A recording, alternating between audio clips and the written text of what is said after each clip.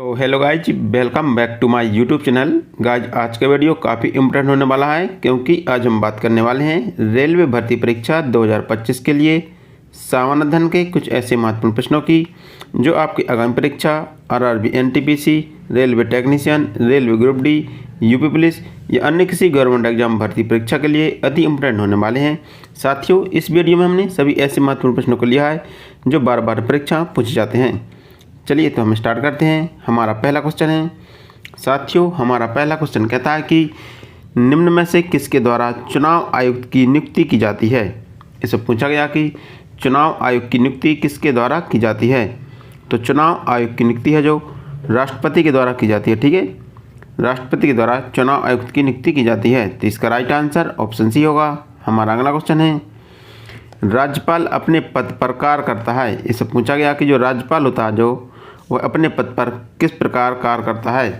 तो राज्यपाल अपने पद पर राष्ट्रपति की इच्छा के अनुसार या राष्ट्रपति के प्रसाद पर्यंत कार्य करता है। तो इसका राइट आंसर ऑप्शन सी होगा। हमारा अगला क्वेश्चन है, अनुसूचित जाति और अनुसूचित जनजाति आयोग की नियुक्ति किसके द्वारा की जाती है। इसमें पूछा गया कि अनुसूचित जाति और अनुसूचित जनजाति आयोग की नियुक्ति किसके द्वारा की जाती है। तो अनुसूचित जाति या अनुसूचित जनजाति आयोग की नियुक्ति है जो राष्ट्रपति के द्वारा की जाती है। किसके द्वारा? राष्ट्रपति के द्वारा अनुसूचित जाति और अनुसूचित जनजाति आयोग की नियुक्ति की जाती है। तो इसका राइट आंसर ऑप्शन सी होगा। हमारा अगला क्वेश्चन है, किसी क्षेत्र को अनुसूचित क्षेत्र घोषित किया जाता है। मतलब किसके द्वारा किसी क्षेत्र को अनुसूचित क्षेत्र घोषित किया जाता है। तो राष्ट्रपति के द्वारा किसी क्षेत्र को अनुसूचित क्षेत्र घोषित किया जाता है। तो इसका राइट आंसर ऑप्शन सी होगा।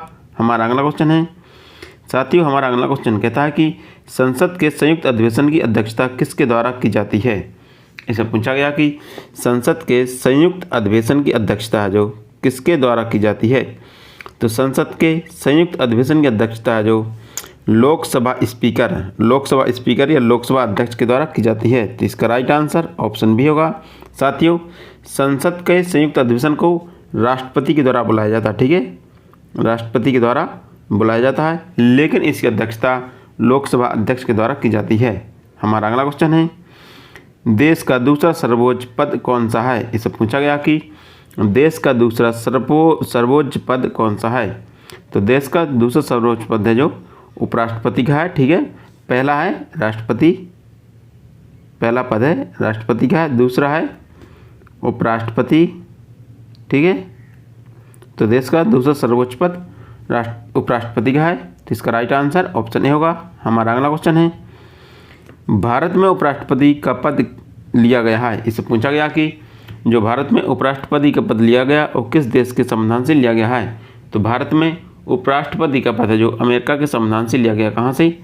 भारत में उपराष्ट्रपति का पद है जो अमेरिका के संविधान से लिया गया है। तो इसका राइट आंसर ऑप्शन ए होगा। हमारा अगला क्वेश्चन है, साथियों हमारा अगला क्वेश्चन कहता है कि संविधान के किस अनुच्छेद में उपराष्ट्रपति का उल्लेख किया गया है। इससे पूछा गया कि उपराष्ट्रपति का उल्लेख किस अनुच्छेद के तहत किया गया है।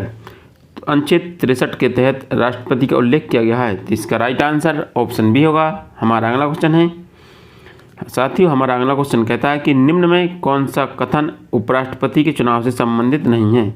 इससे पूछा गया कि कौन सा कथन है जो उपराष्ट्रपति के चुनाव से संबंधित नहीं है। इसका ऑप्शन देखते हैं, राज्य विधानसभा के सदस्य चुनाव में भाग लेते हैं।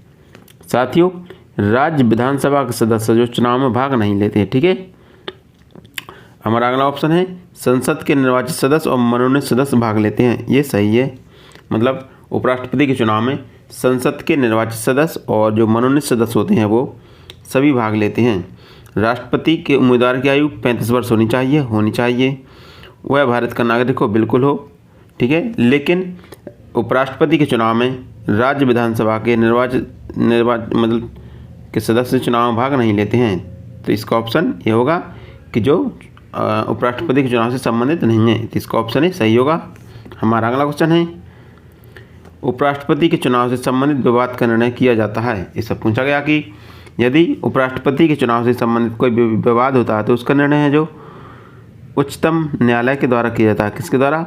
उच्चतम न्यायालय के द्वारा किया जाता है और इसका निर्णय अंतिम होता है। किसका? उच्चतम न्यायालय का निर्णय अंतिम होता है। तो इसका राइट आंसर ऑप्शन बी होगा। हमारा अगला क्वेश्चन है, उपराष्ट्रपति के उम्मीदवार की आयु कितनी होनी चाहिए। इसमें पूछा गया कि यदि कोई व्यक्ति उपराष्ट्रपति का चुनाव लड़ना चाहता है तो इसकी न्यूनतम आयु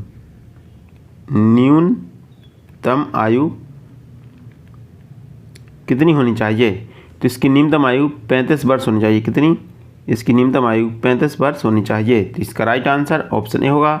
हमारा अगला क्वेश्चन है, उपराष्ट्रपति पद के उम्मीदवार से संबंधित कौन सा कथन सही है। इसे पूछा गया कि उपराष्ट्रपति पद के उम्मीदवार से संबंधित कौन सा कथन सही है।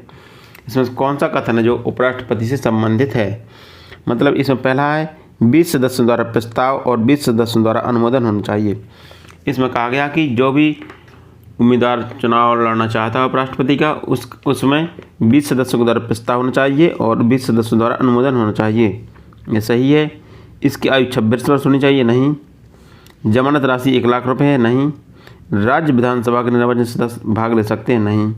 तो इसका ऑप्शन ए सही होगा, क्योंकि जो राष्ट्रपति का चुनाव है उसके लिए 20 सदस्यों द्वारा प्रस्ताव होना चाहिए और 20 सदस्यों द्वारा अनुमोदन होना चाहिए। तो इसका राइट आंसर ऑप्शन ए सही होगा। हमारा अगला क्वेश्चन है, उपराष्ट्रपति पद के उम्मीदवार को जमानत राशि जमा करनी होती है। इसमें पूछा गया कि जो उपराष्ट्रपति है, यदि कोई व्यक्ति उपराष्ट्रपति का चुनाव लड़ता है तो उसके लिए जमानत राशि कहाँ जमा करनी होती है और कितनी जमा करनी होती है। तो इसके लिए जमानत राशि है जो भारतीय रिजर्व बैंक में जमा करनी होती है। कहाँ पर? भारतीय रिजर्व बैंक में 15,000 रुपये जमा करने होते हैं। कितने? जमानत राशि के रूप में भारतीय रिजर्व बैंक में 15,000 रुपये जमा करने होते हैं। तो इसका राइट आंसर ऑप्शन बी होगा। हमारा अगला क्वेश्चन है, भारत के प्रथम उपराष्ट्रपति कौन थे। इससे पूछा गया कि भारत के प्रथम उपराष्ट्रपति कौन थे। तो भारत के प्रथम उपराष्ट्रपति डॉक्टर राधाकृष्णन थे या सर्वपल्ली राधाकृष्णन थे और ये 1952 ईस्वी में राष्ट्रपति बने थे। कब बने थे? 1952 ईस्वी में प्रथम उपराष्ट्रपति बने थे। तो इसका राइट आंसर ऑप्शन सी होगा। हमारा अगला क्वेश्चन है, उपराष्ट्रपति को शपथ कौन दिलाता है। इससे पूछा गया कि जो उपराष्ट्रपति होता है उसको शपथ कौन दिलाता है। तो भारत के उपराष्ट्रपति को शपथ है जो राष्ट्रपति के द्वारा दिलाई जाती है। ठीक है, किसके द्वारा? राष्ट्रपति के द्वारा उपराष्ट्रपति को शपथ दिलाई जाती है। यदि किसी कारणवश राष्ट्रपति अनुपस्थित है तो उसके द्वारा नियुक्त किसी व्यक्ति, मतलब उसके द्वारा नियुक्त राष्ट्रपति के द्वारा नियुक्त किसी व्यक्ति के द्वारा उपराष्ट्रपति को शपथ दिलाई जाती है। तो इसका राइट आंसर ऑप्शन ए होगा। हमारा अगला क्वेश्चन है, राष्ट्रपति का कार्यकाल होता है। इससे पूछा गया कि जो राष्ट्रपति होता है उसका कार्यकाल कितना होता है। तो राष्ट्रपति का कार्यकाल 5 वर्ष का होता है। कितना? भारत में राष्ट्रपति का कार्यकाल है जो 5 वर्ष का है, लेकिन अमेरिका में राष्ट्रपति का कार्यकाल 6 वर्ष का होता है। कितना? 6 वर्ष का होता है। हमारा अगला क्वेश्चन है, उपराष्ट्रपति को पद से हटाने को आवश्यकता होती है। इससे पूछा गया कि यदि भारत के उपराष्ट्रपति को पद से हटाना है तो किसके द्वारा हटाया जा सकता है। आपको बताना है कि उपराष्ट्रपति को पद से हटाने के लिए कौन सी प्रक्रिया की आवश्यकता होती है। यदि भारत के उपराष्ट्रपति को पद से हटाना है तो संसद में विशेष बहुमत की आवश्यकता होती है। विशेष बहुमत का प्रस्ताव पारित किया जाता है। इसके द्वारा उपराष्ट्रपति को पद से हटाया जाता है।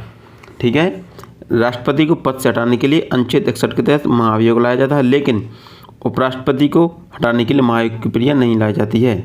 ठीक है, तो इसका राइट आंसर ऑप्शन बी होगा। हमारा अगला क्वेश्चन है, उपराष्ट्रपति अपना त्यागपत्र देता है। इससे पूछा गया कि यदि कोई उपराष्ट्रपति अपना त्यागपत्र देता है तो किसे देता है। उपराष्ट्रपति अपना त्यागपत्र जो राष्ट्रपति को सौंपता है, किसको? राष्ट्रपति को सौंपता है। तो इसका राइट आंसर ऑप्शन बी होगा। हमारा अगला क्वेश्चन है, उपराष्ट्रपति अधिकतम कितने समय तक कार्यवाहक राष्ट्रपति के रूप में कार्य कर सकता है। इससे पूछा गया कि यदि कोई उपराष्ट्रपति है और कार्यवाहक राष्ट्रपति के रूप में कार्य करता है तो वह अधिकतम कितने समय तक कार्य कर सकता है। तो वह अधिकतम 6 महीने तक। ठीक है, अधिकतम 6 महीने तक वह कार्यवाहक राष्ट्रपति के रूप में कार्य कर सकता है। तो इसका राइट आंसर ऑप्शन ए होगा। हमारा अगला क्वेश्चन है, राज्यसभा का सभापति कौन होता है। ठीक है, यहाँ पर पूछा गया कि राज्यसभा का पदेन सभापति कौन होता है। तो राज्यसभा का पदेन सभापति उपराष्ट्रपति होता है। कौन होता है? राज्यसभा का पदेन सभापति उपराष्ट्रपति होता है। तो इसका राइट आंसर ऑप्शन बी होगा। हमारा अगला क्वेश्चन है, अनुच्छेद 63 व्याख्या करता है। इससे पूछा गया कि अनुच्छेद 63 क्या व्याख्या करता है? अनुच्छेद 63 में कहा गया कि भारत का एक उपराष्ट्रपति होगा। ठीक है, यह उपराष्ट्रपति की व्याख्या करता है। अनुच्छेद 63 में कहा गया है कि भारत का एक उपराष्ट्रपति होगा, तो इसका राइट आंसर ऑप्शन बी होगा। हमारा अगला क्वेश्चन है, उपराष्ट्रपति को राज्यों की परिषद का पदेन सभापति होता है। इससे पूछा गया कि उपराष्ट्रपति है जो राज्यों की परिषद का पदेन सभापति किस अनुच्छेद के तहत होता है। इससे पूछा गया कि जो उपराष्ट्रपति है राज्यों की परिषद का पदेन सभापति किस अनुच्छेद के तहत होता है। तो उपराष्ट्रपति राज्यों की परिषद का पदेन सभापति अनुच्छेद 64 के तहत होता है। तो इसका राइट आंसर ऑप्शन बी होगा। हमारा अगला क्वेश्चन है, निम्न में कौन सा अनुच्छेद उपराष्ट्रपति के कार्यकाल का वर्णन करता है। इससे पूछा गया कि कौन सा अनुच्छेद है जो उपराष्ट्रपति के कार्यकाल का वर्णन करता है। तो अनुच्छेद 67 है जो उपराष्ट्रपति के कार्यकाल का वर्णन करता है। तो इसका राइट आंसर ऑप्शन सी होगा। हमारा अगला क्वेश्चन है, उपराष्ट्रपति शपथ ग्रहण करते हैं। इससे पूछा गया कि किस अनुच्छेद के तहत उपराष्ट्रपति है जो शपथ ग्रहण करते हैं। तो अनुच्छेद 69 के तहत उपराष्ट्रपति शपथ ग्रहण करते हैं। तो इसका राइट आंसर ऑप्शन डी होगा।